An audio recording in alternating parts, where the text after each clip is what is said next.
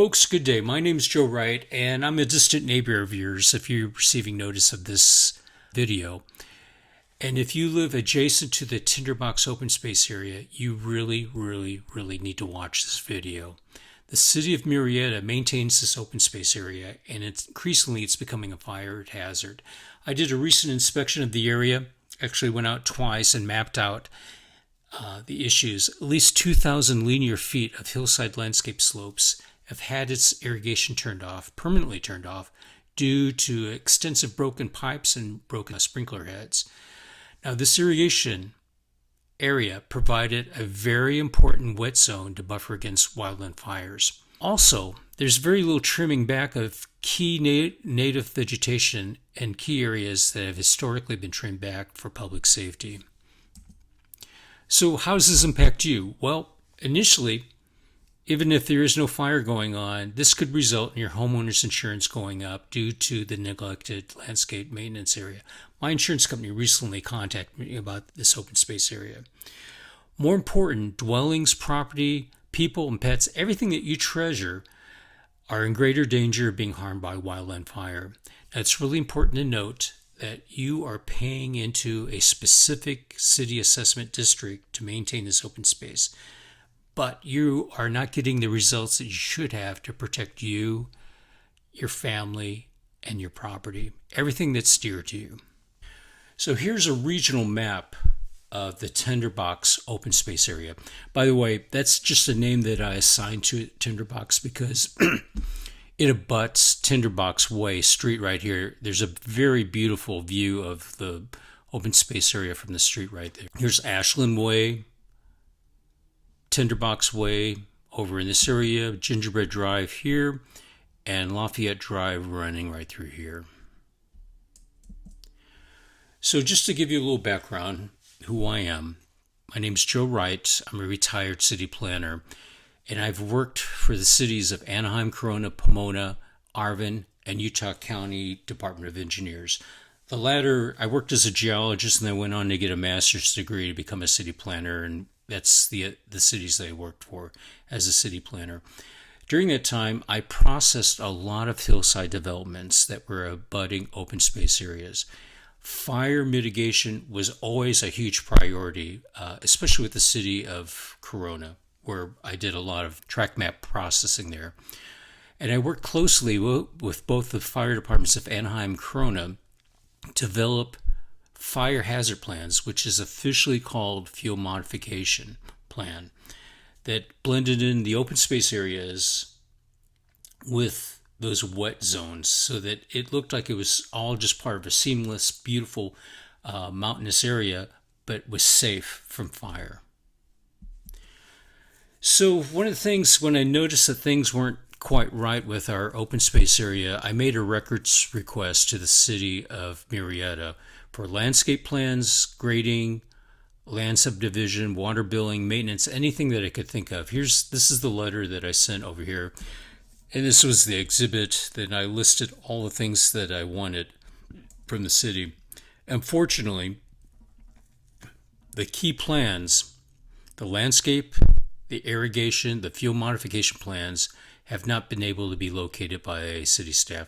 Now, part of it, in their defense, is it's a relatively young city. The county actually managed the City of Murrieta for quite a while. And with the transition, some of these documents might have been lost. The other aspect of it, it doesn't look like they electronically digitize the plans. So they're located in a warehouse and they're having trouble finding these plans. So because of that, I actually went out and did mapping of the area. My house is right here, and this is why I was alarmed by everything, because I could see what was going on, and each year it was getting worse and worse. So over several weeks, I mapped the area, going out there twice, and I'm just going to briefly highlight some of the aspects of it, because we're going to come back to this diagram. But key things, such as the irrigation system here where you see red, it's been completely turned off here and here because there's broken pipes. And what's happened is native vegetation has been allowed to grow up to the property lines, so you can see right here. And this native vegetation is flammable. And so it would allow fires to, instead of being a buffer, these areas a buffer, it's a wick to bring the fires up to the property lines. Where you see green, it looks like the irrigation systems are working to some extent down in this area. There are broken pipes, is what you're seeing right here.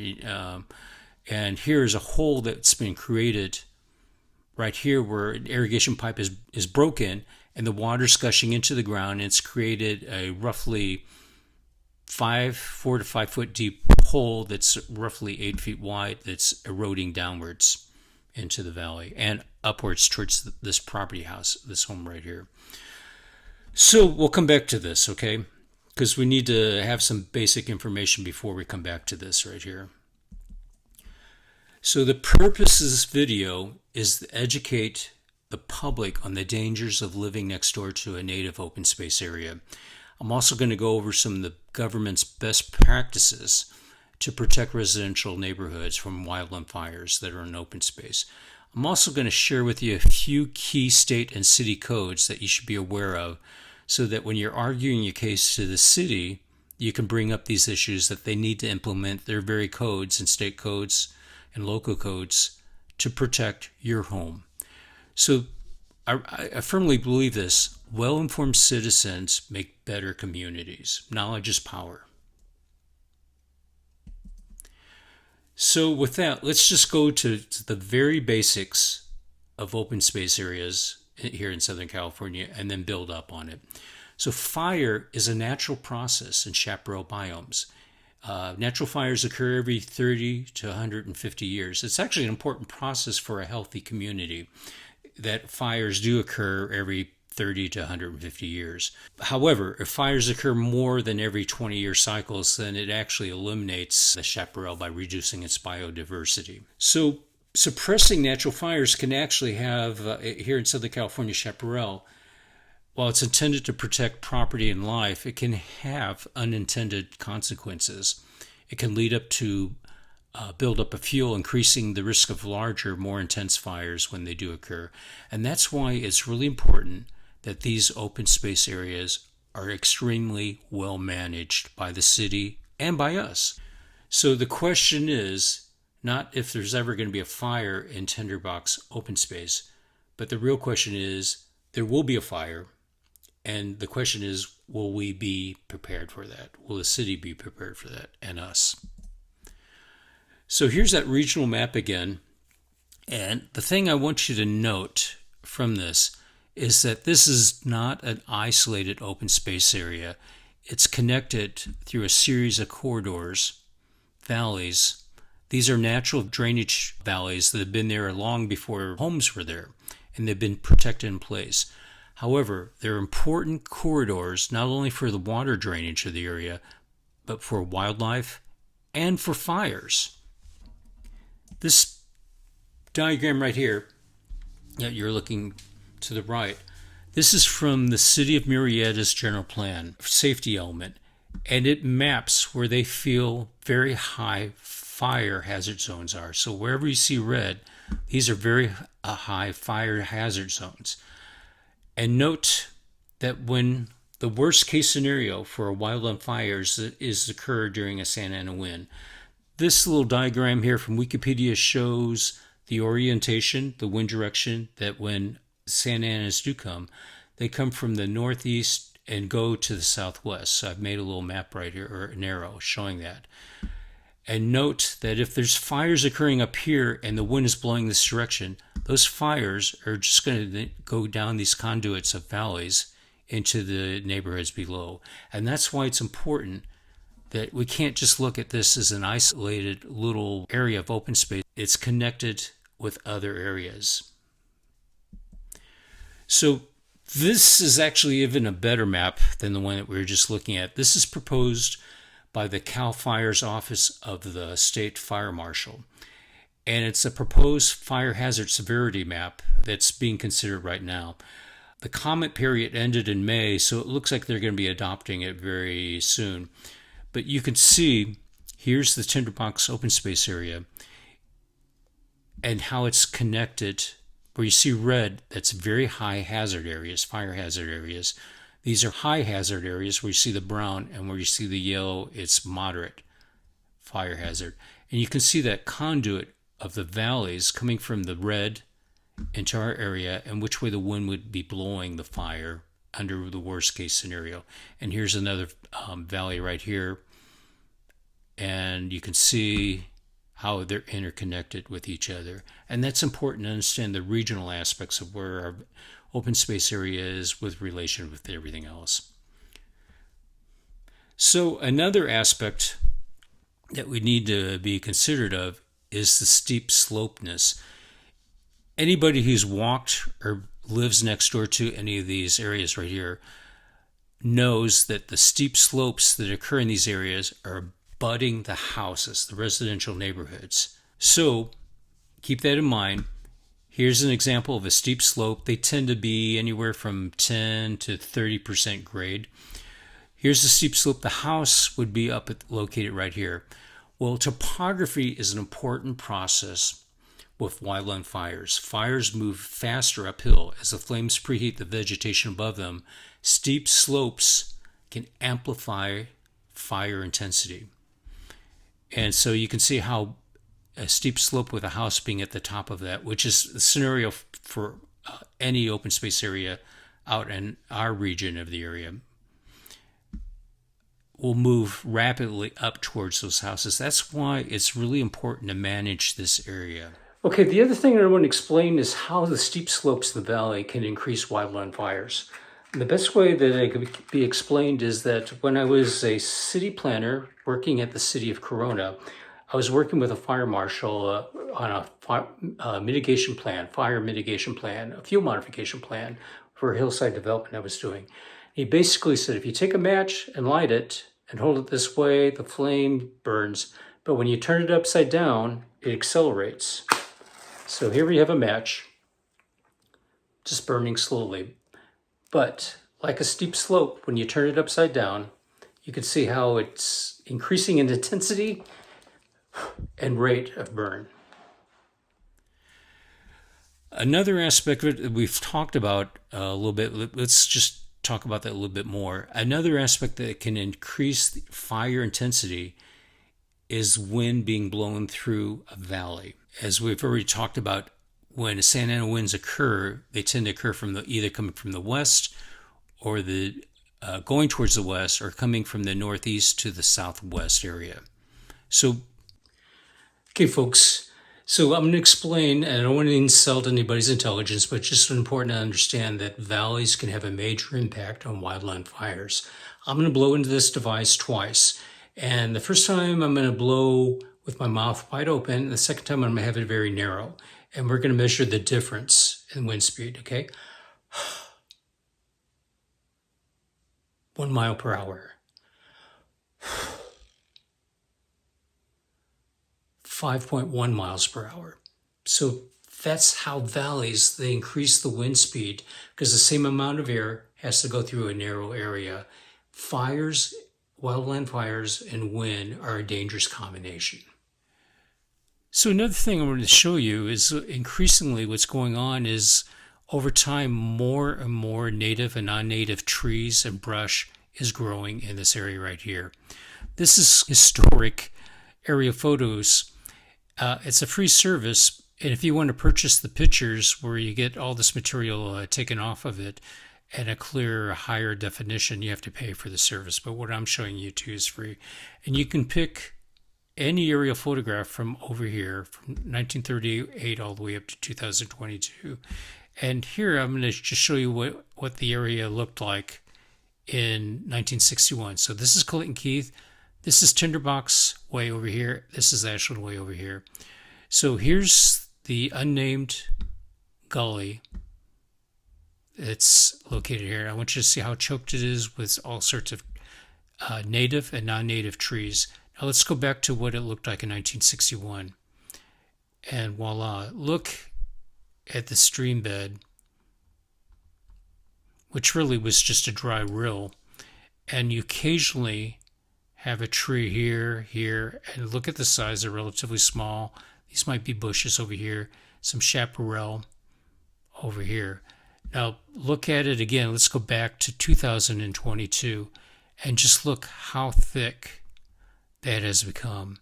And the reason being, this dry creek, which only would have water when it rained, now has a continual source, not much water, but a continual source from the storm drains. Now, if you go down here in the summertime, there's very little water running through it, but just enough to increase the vegetation. And yes, the water does dampen the ground and partially would soften any sort of fires.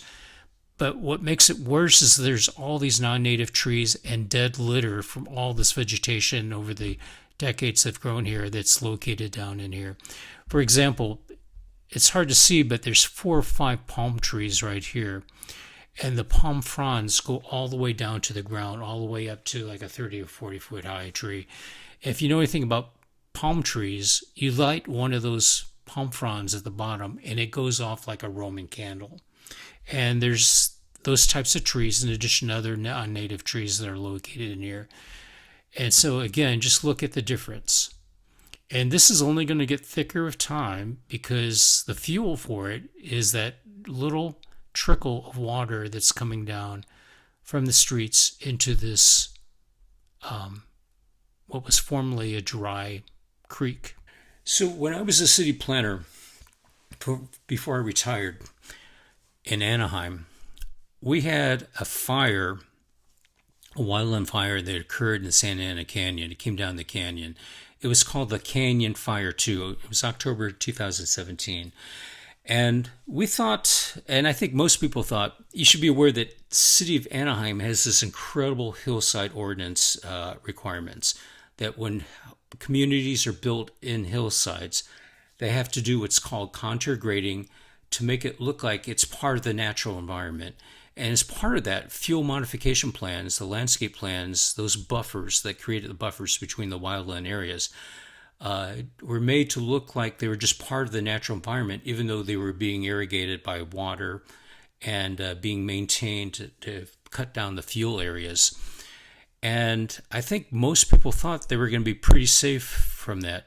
But as the fire came down, with the wind blowing, the Santa Ana winds blowing it down the Santa Ana Canyon, the fire literally jumped the 91 freeway in addition to the 241 toll road. These are huge highways. The fire just jumped over it due to the winds being intensified by the canyon and rained down flaming embers onto residential neighborhoods in Anaheim Hills. And here, this is from the Orange County Register, and this is a picture from that. 13 homes and 2 outbuildings were destroyed, while 21 other homes were damaged. And there was also, as I recall, there was an apartment complex that was severely damaged that was near an open space area. So we have to look at our situation, not what we normally see when we look out our window, but under worst case scenarios with high winds, with Santa Ana winds coming into our area. This is the most important aspect that you need to be aware of, what the issues are with the Tinderbox Open Space area. This is what a fuel modification plan looks like.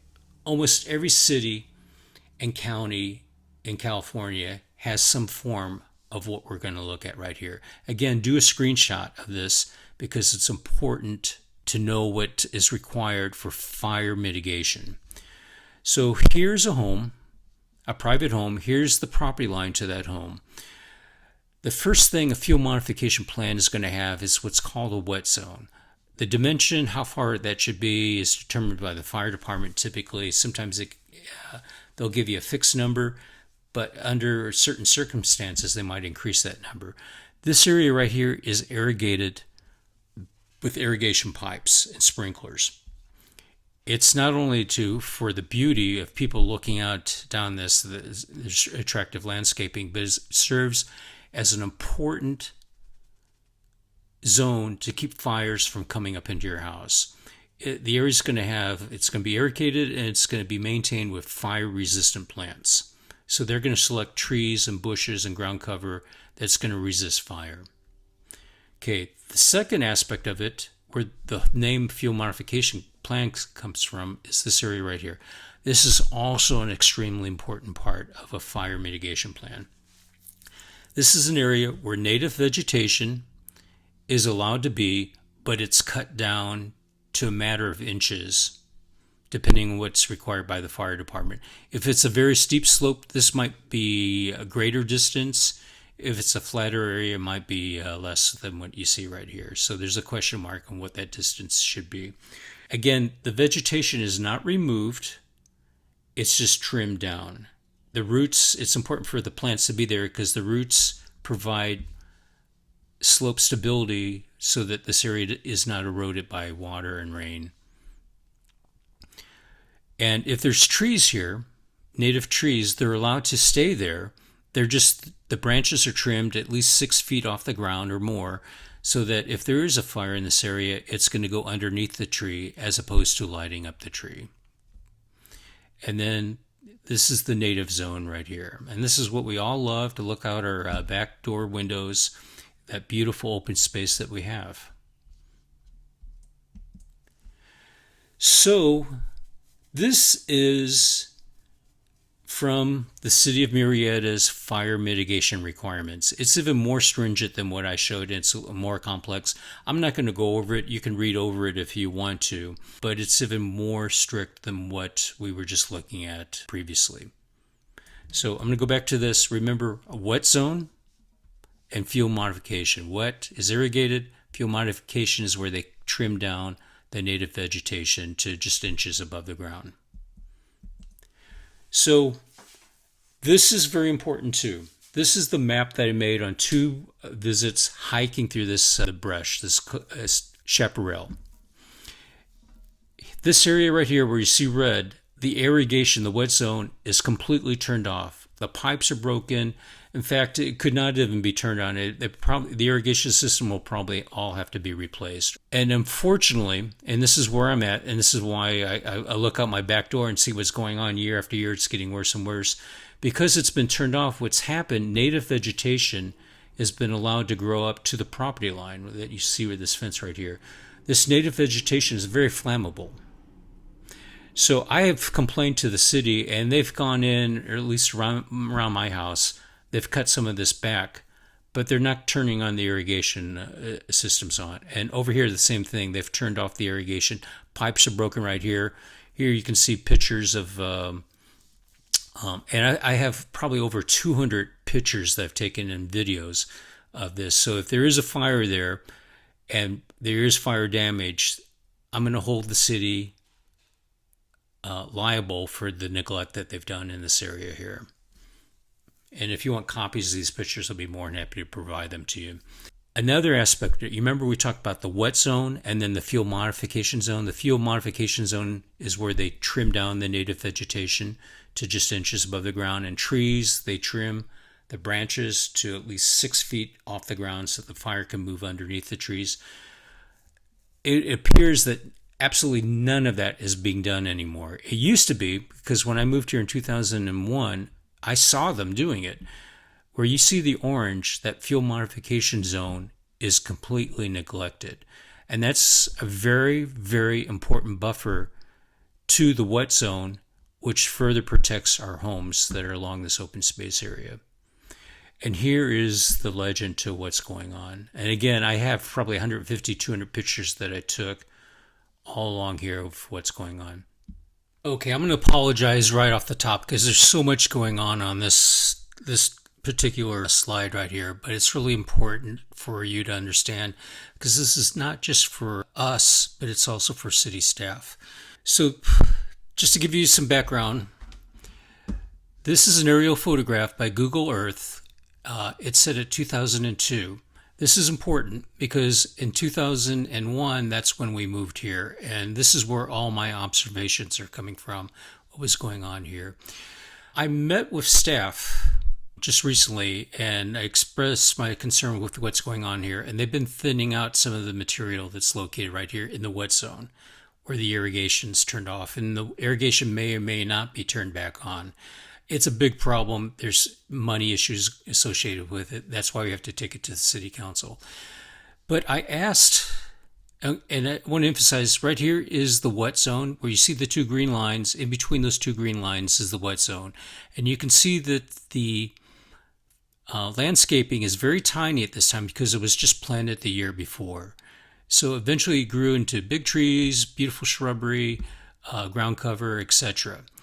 What was also going on at that time is that the fuel modification zone, you remember that area right here where they come and trim down the natural vegetation? You can see that it's bare in those areas. They went and thinned down that area. Big swath over here. When I met with staff and I asked them about doing the fuel modification in this area right here, they said they couldn't go down in there because it was a sensitive area, a riparian waterway, and they felt that they couldn't go down in there. So I knew that they could do some sort of a modification there. So I went back to the Environmental Quality Act, the California Environmental Quality Act, and looked at the state guidelines. And here's the section 15.304 allows minor alterations to land. And it includes fuel modification within 30 feet of structures to reduce the volume of flammable material, as long as it meets these above requirements right here. And that just allows anybody to be able to do that. You don't need to get any sort of approval. You just want to make sure that you're not hitting any of these issues that's located up here. But there's an exemption that allows it to be extended even further to 100 feet if the public agency having the protection responsibility for the area that is determined to be 100 feet of fuel clearance is required due to extra hazardous fire conditions.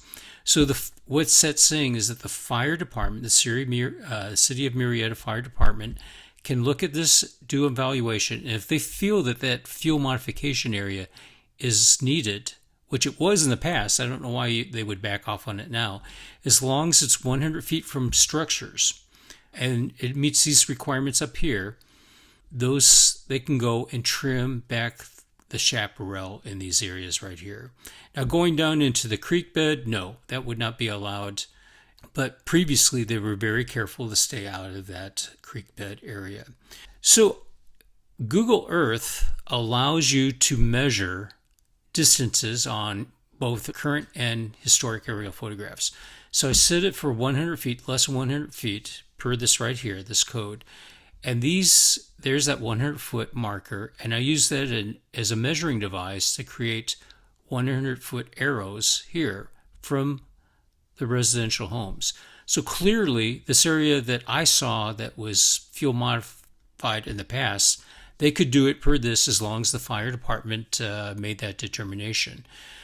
And again, that 100 feet is from structures. I measured it just from the houses. Here you have patio covers along there, those little white things. They could actually determine to go further from those patio covers because wood patio covers, are a wick to the houses.